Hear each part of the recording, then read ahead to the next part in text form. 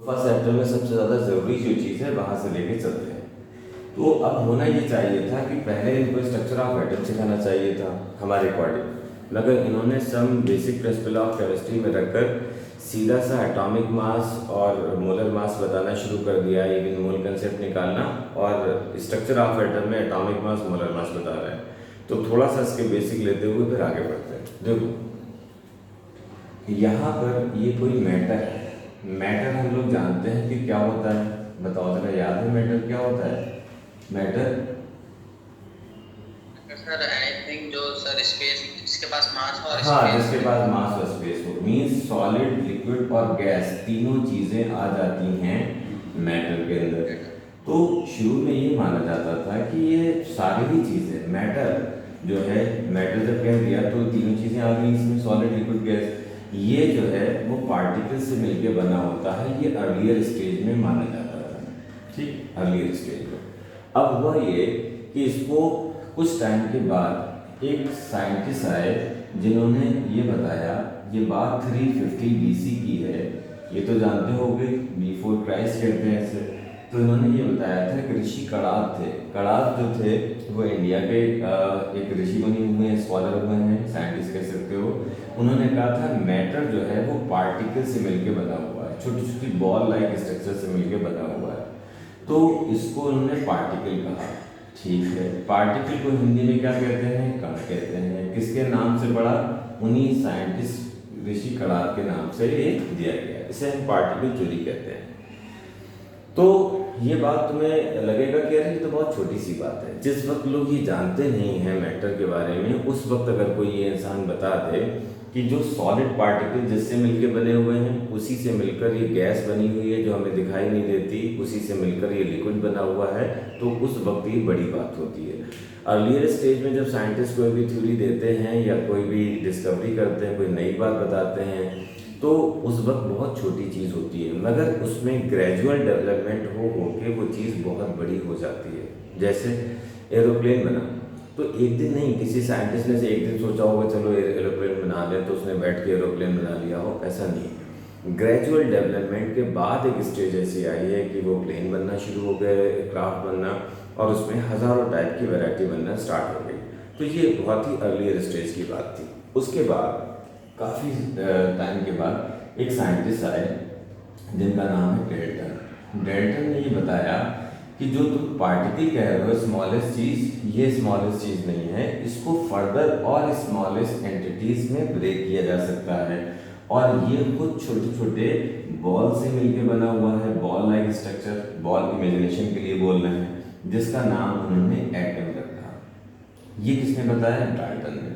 और कहा ये एटम जो है वो इनडिविजिबल पार्ट है। तो इनडिविजिबल था, इसको अगले हिस्सों में डिवाइड नहीं करा जा सकता था।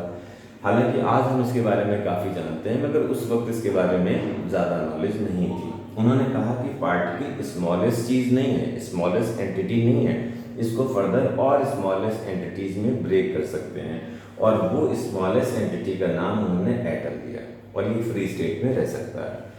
फिर जब मैंने ये बताया तो इसके दो मीनिंग थे।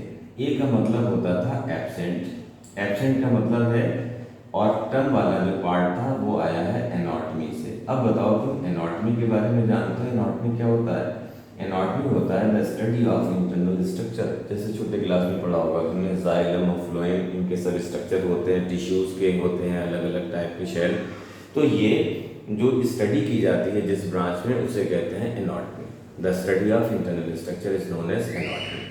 तो इन्होंने ये एटम नाम इस लॉजिक से रखा कि ये ऐसा पार्ट है जो हमें, जिसके बारे में हम जानते नहीं, जिसकी एनाटॉमी यानी इंटरनल स्ट्रक्चर अननोन है, उसके बारे में इनको ज्ञान नहीं था।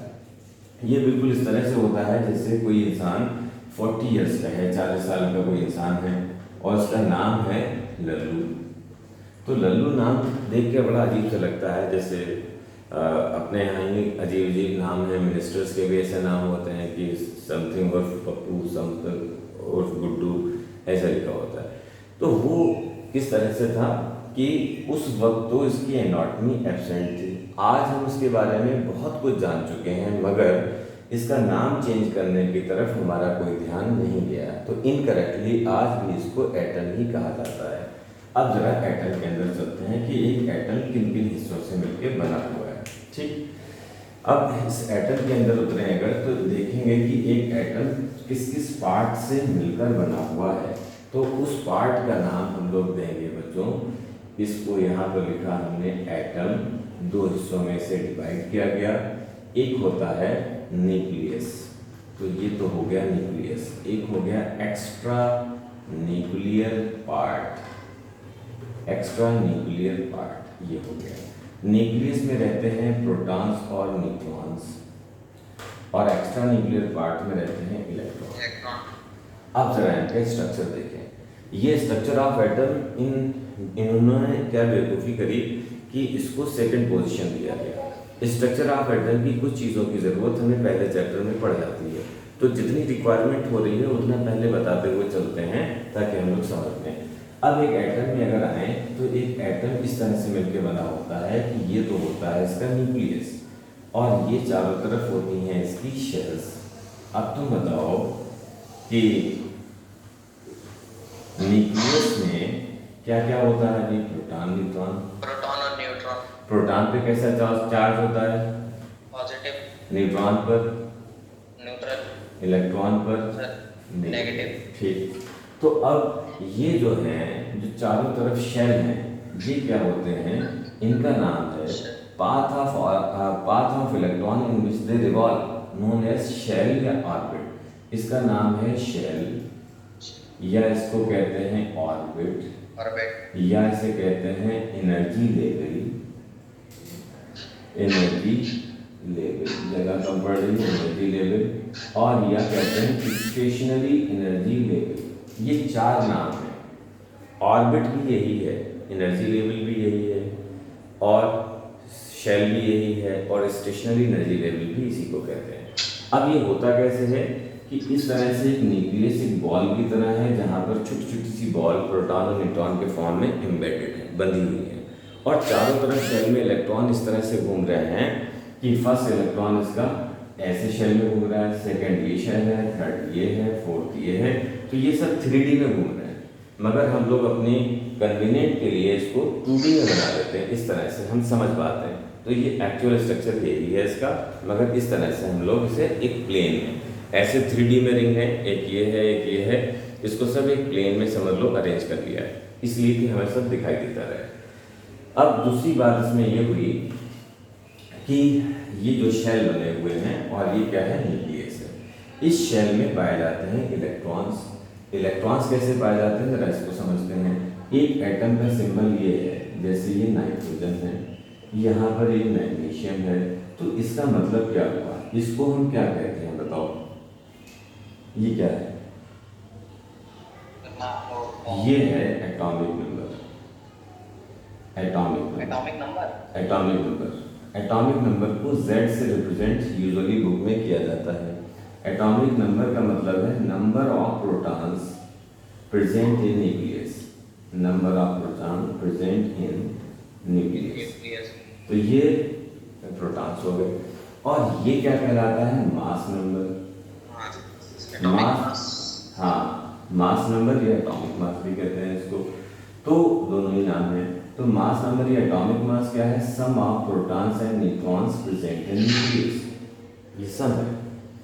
अब जितने प्रोटॉन, एटॉमिक मास क्या था? एटॉमिक मास है sum of proton and neutron. ठीक, अभी तुम्हें ये स्ट्रक्चर पूरा समझ में आ जाएगा कि हम लोग ये क्यों बात शुरू कर रहे हैं। मोल पढ़ने के लिए या फर्स्ट चैप्टर पढ़ने के लिए इन सब चीज़ों की ज़रूरत है, और इन्होंने जो स्ट्रेटजी अपनाई है वो क्या करा है कि इसको रखा है सेकंड चैप्टर में, और पहले चैप्टर में इससे बहुत गुना ज़्यादा यूज़ करा लिया है। तो ये थोड़ा सा एक नेगेटिव अप्रोच हो जाएगी, बच्चे को एक प्रॉब्लम क्रिएट होगी, और वहाँ पे एक नेगेटिव एनर्जी पैदा हो जाएगी। वो सोचेगा पता नहीं किस तरह से डिसऑर्डरली कोर्स बना कर रखा हुआ है, और वो नेगेटिव इम्पैक्ट जाता है, वो सोचने लगता है मुश्किल है। जबकि अगर एक सिस्टम से चीज़ें सिखाई जाए तो बड़ा आसान हो जाता है। तो खैर प्रोटॉन न्यूट्रॉन ये हो गया। In neutral atom number of proton is equal to number of electron. ये किस बात पर है? न्यूट्रल एटम में, और ये सारे एटम न्यूट्रल हैं। अगर ये कोई इलेक्ट्रॉन लूज करता है या गेन करता है तब इसके ऊपर कोई चार्ज आता है। हम लोग जानते हैं इलेक्ट्रॉन तो नेगेटिव चार्ज है। ज़रा इसको समझने की कोशिश करते हैं।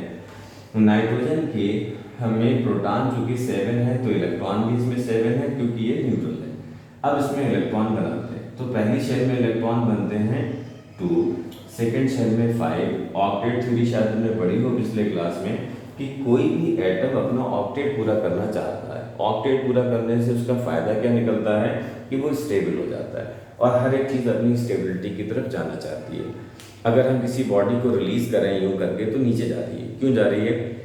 यहाँ पर इसकी एनर्जी ज़्यादा थी mgh, और जब यहाँ पहुँच गया तो इसका h 0 हो गया। इस सरफेस के रिस्पेक्ट में इसका h 0 है तो यहाँ पे स्टेबल है। अभी अगर इसको ग्राउंड के रिस्पेक्ट में लिया जाएगा तो अभी भी अनस्टेबल है। जब छोड़ेंगे तो ये नीचे अपने लेवल की तरफ जाएगा। हर एक बॉडी अपनी हाई एनर्जी से लो एनर्जी की तरफ, हाई एनर्जी का मतलब है लो स्टेबिलिटी और लो एनर्जी का मतलब है हाई स्टेबिलिटी।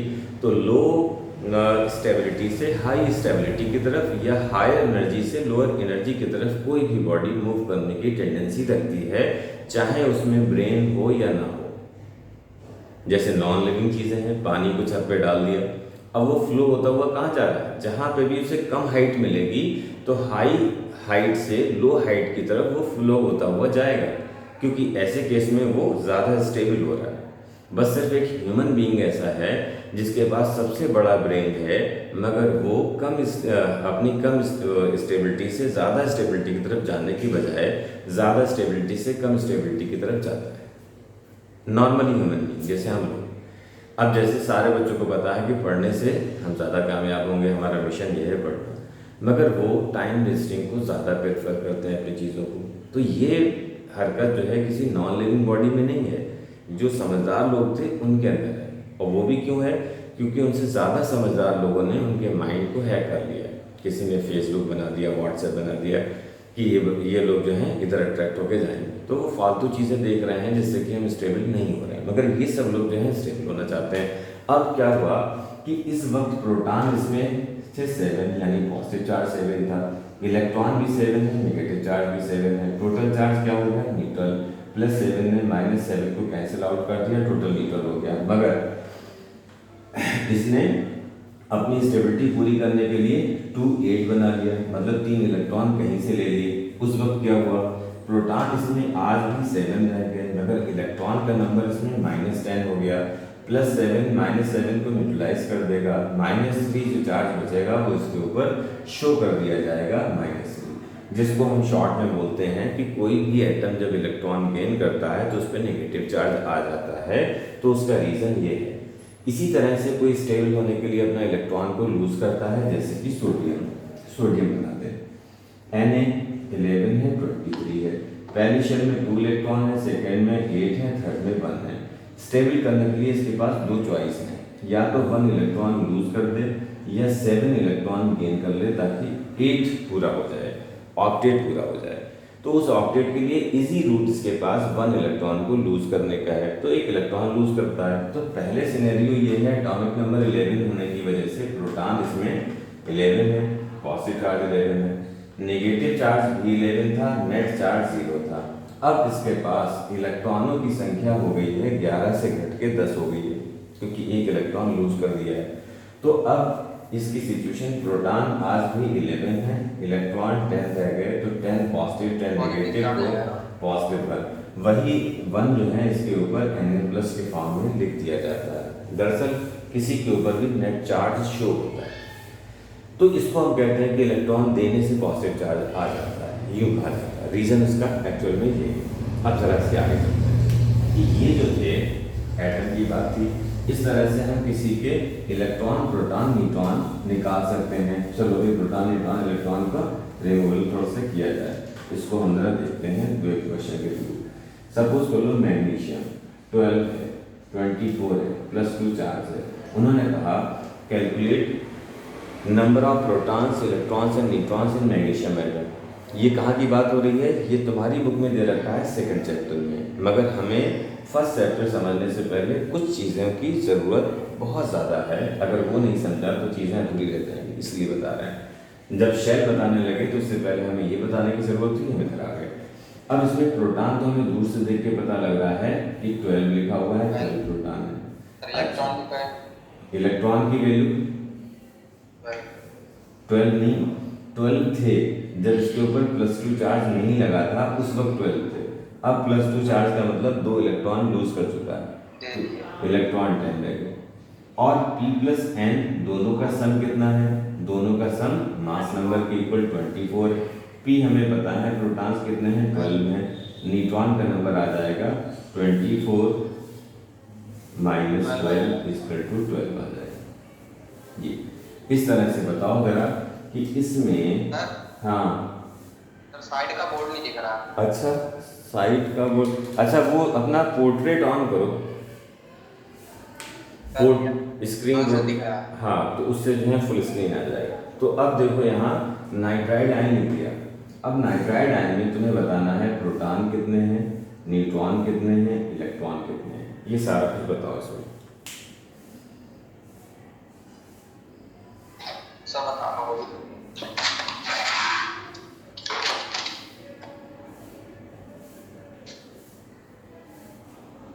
किसका बताना है?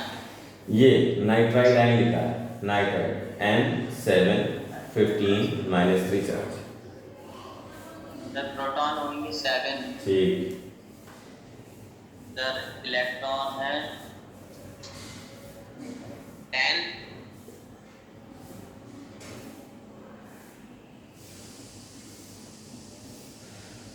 सर 8 है न्यूट्रॉन। न्यूट्रॉन है 8। ऑक्साइड आयन O8 17 का आइसोटोप -2 चार्ज। इसमें कौन कौन क्या क्या है?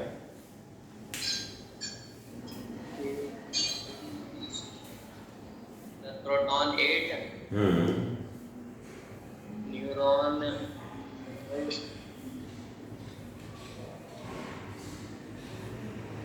9, प्रोटॉन है 8 और सर न्यूट्रॉन 9, न्यूट्रॉन, ठीक है 9 और सर इलेक्ट्रॉन 10। इलेक्ट्रॉन 10, सही। इस तरह से तुम कुछ भी कर लोगे इसका मतलब। ठीक है, एक पॉजिटिव चार्ज और बता दो बस। एक पॉजिटिव चार्ज कैल्शियम, ठीक है, कैल्शियम 20 एटॉमिक नंबर है और 41 आइसोटोप ले रखा है, +2 चार्ज है। इसमें कौन कौन क्या क्या है? कैल्शियम सर 41 है, 41, mass number. Proton 20, proton 20, neutron 21, electron 18। ठीक, बहुत सही। इसका मतलब इस तरह के क्वेश्चन तुम कर डालोगे। ठीक है, हमें टाइम मिला तो हम तुम्हें इस तरह के क्वेश्चन कुछ और भेजेंगे जो करने के लिए, फिर उसे कर और हमें फ़ोटो सेंड कर देना कॉपी का। अच्छा, ये तो एक बात हुई। फिर आते हैं नेक्स्ट चीज़ पर। तो अब हम यहाँ वापस आ गए। अब ये क्या है बच्चों, जो हम लोगों की बात चल रही थी, ये न्यूट्रॉन इस तरह से है, ये न्यूट्रॉन, प्रोटॉन, इलेक्ट्रॉन, इस तरह से। तो हम लोग बात कर रहे थे न्यूक्लियस, एक्स्ट्रा न्यूक्लियर पार्ट की। तो एक्स्ट्रा न्यूक्लियर पार्ट क्या था? शेल है, ऑर्बिट, एनर्जी लेवल या सब स्टेशनरी एनर्जी लेवल, ये 4 नाम है इसके। कभी ये नाम जरूरत पड़ जाती है, कभी ये, हमें सारे पता होना चाहिए। जैसे तुमने देखा है कि इंस्पेक्टर के नीचे की पोस्ट क्या होती है? सब इंस्पेक्टर होती है, जिसे हम SI कहते हैं, लोअर पोस्ट। इसी तरह शेल का फॉर्मेशन जो करते हैं वो सबशेल करते हैं, सबशेल, ये इसका नाम क्या है? सब ऑर्बिट, सब ऑर्बिट। थोड़ा और इधर बढ़ा के लिखें, थोड़ी जगह कम पड़ रही है, तो इसका नाम यहाँ पे लिखा हमने सबशेल या सब ऑर्बिट या सब एनर्जी लेवल या सब स्टेशनरी एनर्जी लेवल। ये लोग क्या होते हैं? इनको हमेशा स्मॉल लेटर से रिप्रेजेंट किया जाता है, SPDF, ये SPDF। और दो और होते हैं GH, तो थोड़ी सी जगह और कम पड़ गई, तो SPDF। चलो अभी इतनी बात कर लें। S में मैक्सिमम इलेक्ट्रॉन होते हैं 2, ये आ रहा है मैक्सिमम इलेक्ट्रॉन का कॉन्फ़िगरेशन। P के अंदर मैक्सिमम इलेक्ट्रॉन 6 हैं, D के अंदर 10 हैं, F के अंदर 14 है। ठीक, अब ये सब शेल किससे मिलके बने होते हैं? इसको अगर देखें तो इन सब के नाम क्या होते हैं? ये मिलके बने होते हैं ऑर्बिटल से। और ऑर्बिटल का एक सिंबल ऐसा ब्लॉक यूं करके बनाते हैं, और ये जो बनाया जाता है इसमें 2 इलेक्ट्रॉन होते हैं ऐसे। ऑर्बिटल कैसे होते हैं? S को बनाते हैं एक कमरा, एक ब्लॉक। P के अंदर 3 ब्लॉक होते हैं, 3 ऑर्बिटल होते हैं। D के अंदर कितने होंगे, F के अंदर कितने होंगे? लॉजिकली सोच के बताओ।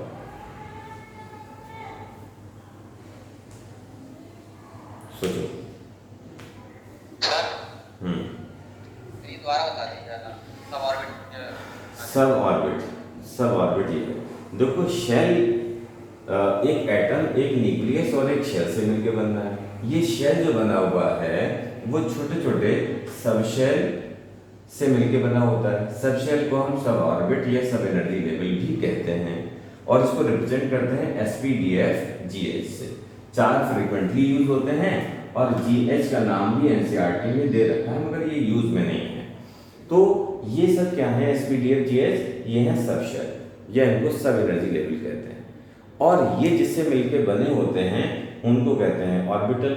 तो ऑर्बिटल जब कहते हैं तो S सब शेल एक ऑर्बिटल से मिलके बना है, P सब शेल 3 ऑर्बिटल से मिलके बना है, D सब शेल 5 ऑर्बिटल से मिलके बना है। ये देखो 5 ऑर्बिटल हो गए। और F सब शेल के अंदर कितने ऑर्बिटल होना चाहिए बताओ?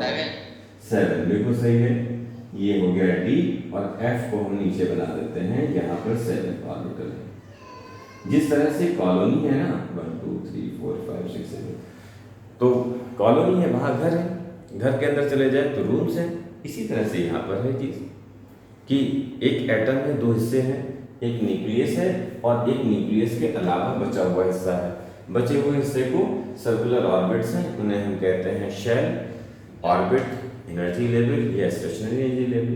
इनको रिप्रेजेंट करते हैं ऐसे K L M N O P, इस तरह से यूज करते हैं, जो हम बचपन में करते थे। अब हम लोग बड़े हो गए, अब हम लोग इसका सिंबल थोड़ा अलग देंगे। अच्छा, तो इतना स्ट्रक्चर हमारा यहाँ पर हो गया। थोड़ा कॉन्फ़िगरेशन सिखा दें, फिर चलते हैं आगे। अब जरा यहाँ पर एक बात और बताओ। तो ये सारा अभी बेसिक चल रहा है, थोड़ा अभी सिखा दें, उसके बाद हम किसी टॉपिक पे पकड़ेंगे। पहले इतना बात क्लियर हो जाए कि जिसकी भी ज़रूरत पड़े हमें वो तुम्हें पता हो। जैसे कहें मास नंबर कितना है, मोल क्या है, क्या नहीं है, तो तुम्हें पता हो।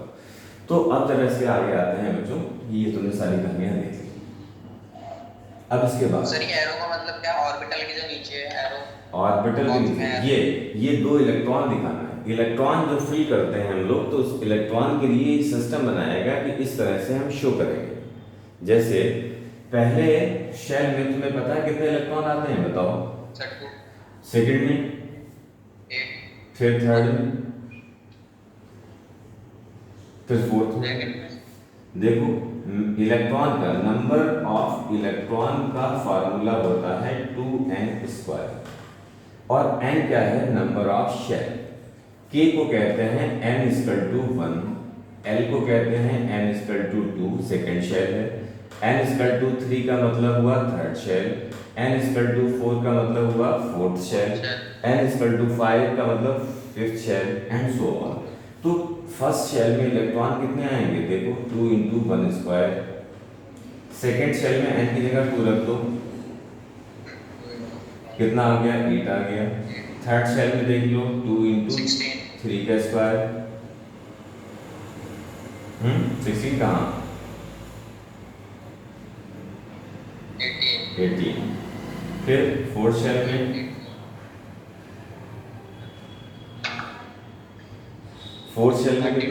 4 का स्क्वायर का डबल 32। फिफ्थ शेल में अगर कोई पूछ बैठे तो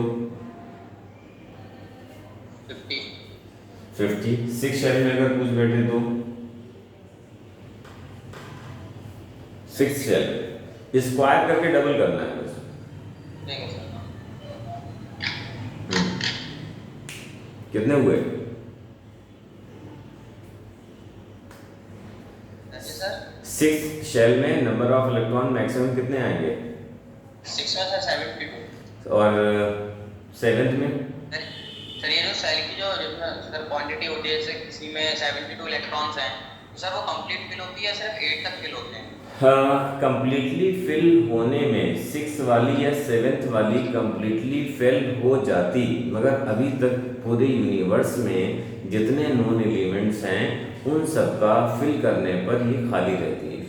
आगे आने वाले टाइम में अगर न्यू एलिमेंट डिस्कवर कर लिए जाएं या बना लिए जाएं तब इनके कंप्लीटली फिल होने का नंबर आ जाएगा। मगर अगर हमसे ये क्वेश्चन पूछ दिया जाता है कि maximum number of electron in 7 shell, तब हमें उन्हें बताना होगा कि maximum number of electron in 7 shell कितने हैं। वो बात अलग है कि पूरे भरने की नौबत नहीं आ पाती। तो 7 शेल में मैक्सिमम नंबर ऑफ इलेक्ट्रॉन कितने हो गए? 72। 72 सर 7 शेल में? 7 शेल में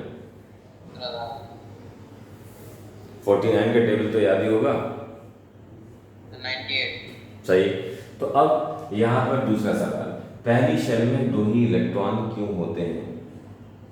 ये तो पहली शेल में, फर्स्ट शेल में 2 इलेक्ट्रॉन होने की वजह इसके अंदर सिर्फ पाया जाता है क्या? 1s पाया जाता है, और s में मैक्सिमम 2 इलेक्ट्रॉन रह सकते हैं। इसलिए फिर कोई पूछे कि भाई 1s ही क्यों पाया जाता है, तो ये बात तो प्रैक्टिकली देखी हुई है, बनाई हुई थोड़ी है कि हम जब शेल में देखा तो देखा फर्स्ट शेल में सिर्फ 1s पाया जाता है। सेकंड में अगर देखें तो यहाँ पर s और p दोनों पाए जाते हैं। 2s 2p, 2 का मतलब सेकंड शेल में है इसलिए 2 लिखा है, ये s है और ये क्या है? p है। ठीक, 2 इलेक्ट्रॉन्स इसमें, 6 इसमें, टोटल 8 इलेक्ट्रॉन। फिर थर्ड शेल में अगर बात करें तो इसमें पाया जाता है 3s 3p और 3d। तो 2 इलेक्ट्रॉन 3 क्यों लिख रहे हैं? क्योंकि ये थर्ड शेल है, इसके में जिसको जो भी सब शेल पाया जाएगा उसके आगे 3 तो लिखना ही है। तो 2 इसके इलेक्ट्रॉन, शेल नंबर लिखना है। हाँ शेल नंबर, शेल नंबर है, बिल्कुल शेल नंबर है।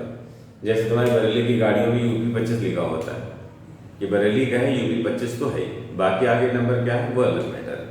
इस तरह से थर्ड शेल का एड्रेस 3 है। तो 10 इलेक्ट्रॉन इसके हो गए, प्लस 6 इलेक्ट्रॉन इसके हो गए, प्लस 2 इलेक्ट्रॉन इसके, पूरे 18 हो गए। अब इसी तरह से फोर्थ शेल में जाएं। फोर्थ शेल में अगर हम देखें तो हमें क्या लिखना चाहिए? तो ये 18 का आंकड़ा हो गया थर्ड शेल में। फोर्थ शेल में आते हैं तो 4s 4p और नेक्स्ट में इधर 4d और फिर नेक्स्ट यहाँ पर 4f तो f में 14 हो गए, d में 10 24 हो गए, प्लस 6 30 हो गए, प्लस 2 32। इस तरह से हो गया। अब एक सवाल और उठा कि अगर हम फिफ्थ शेल की बात करें तब क्या होगा? फिफ्थ शेल में क्या होगा? हाँ, n=5 में बात अगर करी जाए तब इसमें तुमने अभी बताया 50 इलेक्ट्रॉन होंगे। तो एक सवाल आता है कि 50 इलेक्ट्रॉन किस हिसाब से हो जाएंगे? sp_df तो यही है, तो उसका नेक्स्ट क्या है? g और h। तो g में बताओ मैक्सिमम इलेक्ट्रॉन कितने होना चाहिए, h में बताओ कितना होना चाहिए। इस लॉजिक से सोचो। कितने हुए? 25 आएंगे जी में। जी में जरा सोचो, इस हिसाब से सोचो।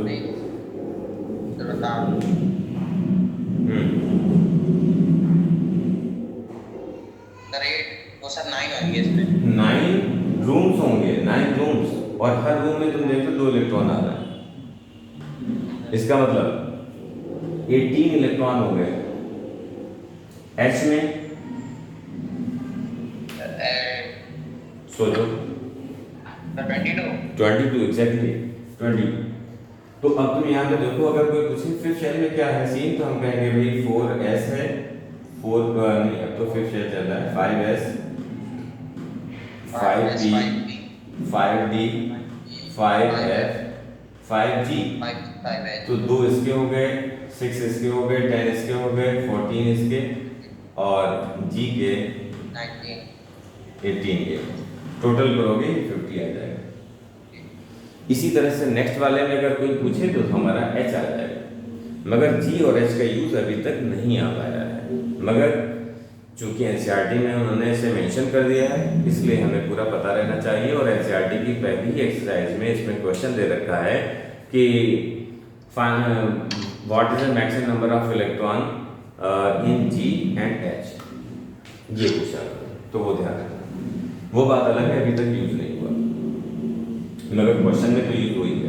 अब जरा इससे आगे चलते हैं, ये स्ट्रक्चर पूरा बना लो बहुत अच्छा करके। ये स्ट्रक्चर इतना काम का है कि इसमें वेरियस इंफॉर्मेशन जो कई पेज में पढ़ाया जाता है बुक के अंदर, कम से कम 10 पेजेस की, वो सिर्फ एक पेज में एक डायग्रामेटिक वे में रिप्रेजेंट किया गया है, तो सीधी बात हम लोगों के माइंड में आ जाती है वहाँ से कि कौन किससे मिलके बना है, किसका नाम क्या है, उसकी पोजीशन क्या है, उसका रोल क्या है एक एटम में, तब हमें पता लगेगा। तो इसे ड्रॉ कर लो और फ्री टाइम में कलरफुल ड्रॉ कर दे।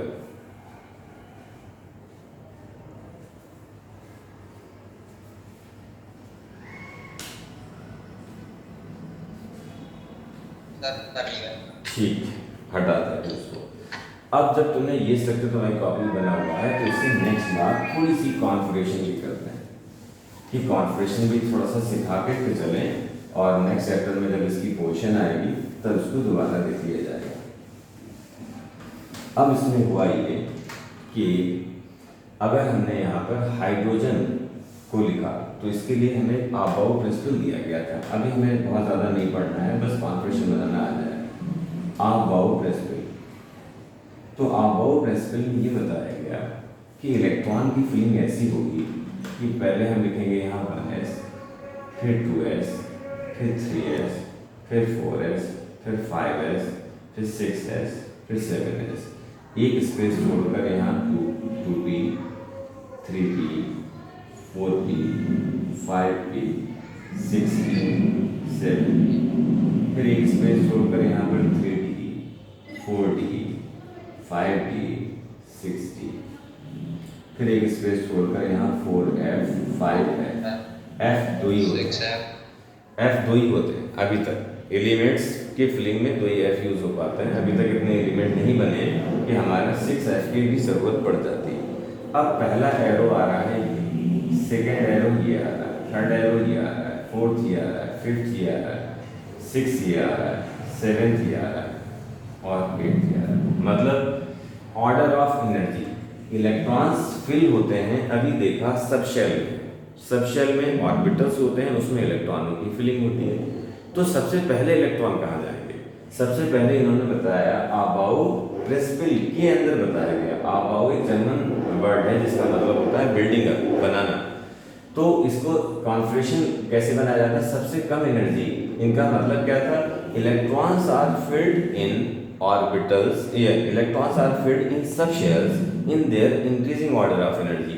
तो सबसे कम एनर्जी जो है इन्होंने बताया 1s की है, उससे ज़्यादा एनर्जी फिर 2s की है, फिर 2s के बाद कहाँ आएंगे? इधर से 2p, फिर इसके बाद कहाँ जाएंगे? 3s, 2p, फिर 3s, 3s के बाद फिर 3p, 4s, 3p, 4s, फिर उसके बाद 3d, फिर 4p, फिर 5s, फिर 4d, फिर 5p एंड सो ऑन, जगह खत्म हो गई इस तरह से। अब देखो इसका यूज कैसे होगा। हाइड्रोजन है, एटॉमिक नंबर 1 है, प्रोटॉन 1 है, हम जानते हैं इलेक्ट्रॉन भी 1 है। तो पहला इलेक्ट्रॉन किस में जाएगा? 1s में। तो 1s इसके ऊपर 1 लिख दिया जाएगा, 1s पर। दूसरा हीलियम का एटॉमिक नंबर लिखा है, वो इलेक्ट्रॉनिक कॉन्फ़िगरेशन लिखा जाए तो क्या लिखा जाएगा? 2 इलेक्ट्रॉन है इसमें, 1s2। लिथियम है, लिथियम में 3 प्रोटॉन है, 3 इलेक्ट्रॉन। हमें यहाँ इलेक्ट्रॉनों की फिलिंग्स दिखा रहे हैं, तो इलेक्ट्रॉन के लिए क्या लिखें बताओ? इलेक्ट्रॉन के लिए वो तो समझा नहीं। देखो, जितने प्रोटॉन होते हैं न्यूट्रल एटम में उतने ही तो इलेक्ट्रॉन होते हैं। अब इलेक्ट्रॉनों की फिलिंग कहाँ होगी? अभी देखा कि न्यूक्लियस के चारों तरफ जो शेल होती हैं उसी में तो इलेक्ट्रॉन भरे जाते हैं। तो उनमें कितने 1s में कितने इलेक्ट्रॉन पहुंचे? तो 1 ही पहुंचे, क्योंकि एक ही इलेक्ट्रॉन है। हीलियम के अंदर 2 इलेक्ट्रॉन है, तो फर्स्ट शेल के सब शेल में यानी 1s में कितने इलेक्ट्रॉन पहुंचे? 2। तो 1s2 लिख दिया। लिथियम 3 एटॉमिक नंबर है, नंबर ऑफ इलेक्ट्रॉन भी 3 है। तो इसका अगर इलेक्ट्रॉनिक कॉन्फ़िगरेशन लिखा जाए तो इसमें हम क्या लिखेंगे? बताओ, 3 इलेक्ट्रॉन को कैसे भरें? पहले वाले में कितने इलेक्ट्रॉन भरे जा सकते हैं? 2, 1s2। जब ये कंप्लीटली फिल्ड हो जाएगा तो नंबर किसका आएगा? 2s का। इसमें कितने इलेक्ट्रॉन आएंगे? 1। इस तरह से अगर बेरिलियम को देखें तो 4 इलेक्ट्रॉन है। फर्स्ट पहला इलेक्ट्रॉन तो इसमें आ जाएंगे, सेकेंड में ये 5। बोरॉन के अंदर क्या होगा? 1s2 2s 2s3 1s2 2s2 2s3 क्यों? s में तो 2 से ज़्यादा भरे ही नहीं जा सकते हैं, तो ये तो फिर इसका नंबर लग जाएगा 2p1। फिर कार्बन 6 एटॉमिक नंबर है, 1s2 2s2 2p2 2p2 and so on. यहाँ पे पहुँच गए मैग्नीशियम पर। ये तुम्हें खुद करना है घर पे, प्रोसेस बता रहा है। 12 1s2 हो गया, s2 2s2 हो जाएगा। ठीक है। 2p पी में कितने भरे जा सकते हैं? पिछले पेज पर लट के देख लो। 6 2p6। अब देख लो कितने हो गए, कितने बचे? 2 बचे। तो उसके बाद 3s2 हो जाएगा। 3s2 एक और बड़ा सा कर लेते हैं हम लोग यहाँ पर। चलो कैल्शियम का कर लेते हैं। कैल्शियम भी हटाते हैं, पहले पढ़ते हैं आयरन का। 26। यहाँ तक तो इतने ही चले, इतनी बात तो डायरेक्टली लिख दे रहे हैं। 1s2 2s2 2p6 3s2। अब बताओ, 12 हो गए 3s के बाद।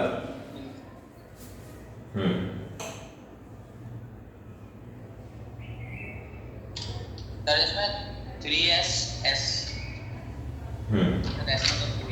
3s में कितने थे? ये दिखाई दे रहे हैं। 3s2 3s2 sir 3p6 3p6 फिर देख लो वो कितने गए। 12 तो यहाँ तक थे, तो 14 हो गए और 6 और जोड़ दिए 20 हो गए। अभी बचे हैं हमारे पास 6 बचे। हाँ, अब 3p के बाद कौन आ रहा है? सर 4s 4s हो जाएगा। 4s2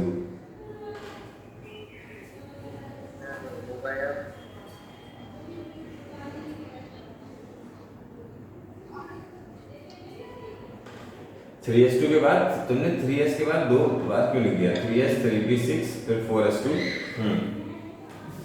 फिर अभी देख लो कितना हो गया भाई। 3s तक तो हमारे हो गए थे कितने?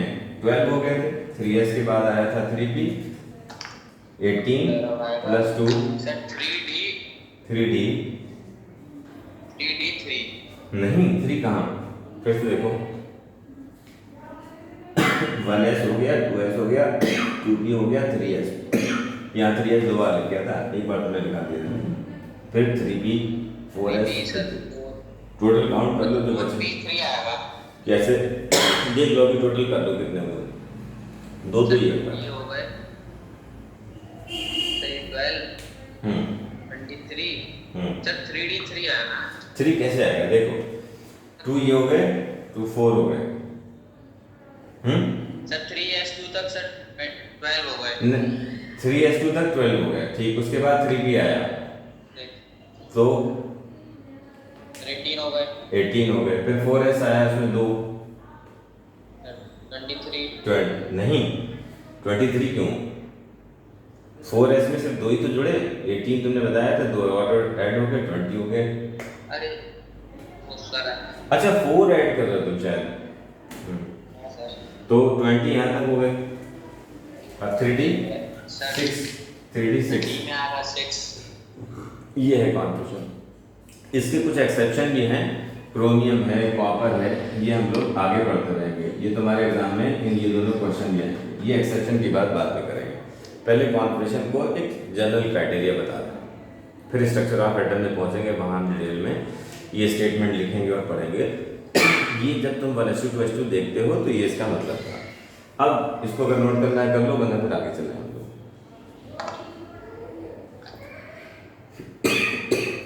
सर इरेज कर दीजिए। ठीक, अब चलते हैं आगे। अब कल हम लोग पढ़ेंगे मोल कंसेप्ट। ये हमने थोड़े बेसिक ले लिए ताकि हमें मास नंबर, एटॉमिक नंबर, इन सब का पता लग जाए कि ये सब क्या होते हैं, कि मास नंबर क्या है, एटॉमिक नंबर क्या है, ये सब पता लग जाए। ठीक, इसके बाद हम लोग पढ़ेंगे मोल कंसेप्ट। यही सबसे चैलेंजिंग टॉपिक है सर। अगर ये टॉपिक आ गया तुम्हें तो ये आगे भी 12th में जगह जगह यूज होगा, 11th में भी जगह जगह फ्रीक्वेंटली यूज होगा। शुरुआत यहाँ पे हो रही है, तो पहली शुरुआत यहाँ से ना होती तो अच्छा था, मगर हम लोग यहीं से करेंगे, जम के पढ़ेंगे इसको अच्छी तरह से। पूरी रिसर्च करो, जितना भी पढ़ लो उतना अच्छा है। अभी तुम्हारे पास बुक है, तुमने बताया